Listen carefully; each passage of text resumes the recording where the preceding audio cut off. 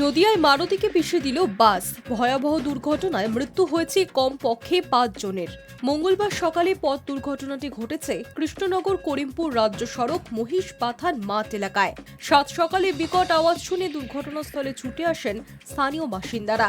গ্রামবাসীরা দেখতে পান মারুতিতে থাকা সমস্ত যাত্রীরাই রক্তাক্ত অবস্থায় পড়ে রয়েছেন।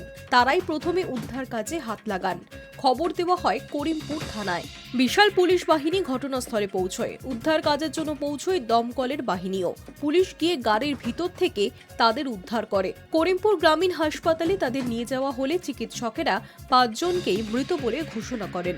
জানা গিয়েছে বাসটি কলকাতা থেকে করিমপুরের দিকে যাচ্ছিল। অন্যদিকে মারুতি গাড়িটি আসছিল কলকাতার দিকে। প্রাথমিকভাবে জানা যাচ্ছে গাড়িতে থাকা যাত্রীরা চিকিৎসার জন্য কলকাতায় আসছিলেন।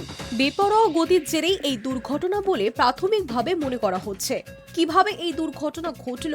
যাত্রীবাহী বাসটি কি খুব দ্রুত গতিতে ছিল? চালক কি মদ্যপ অবস্থায় ছিল? এই সমস্ত প্রশ্ন উঠছে।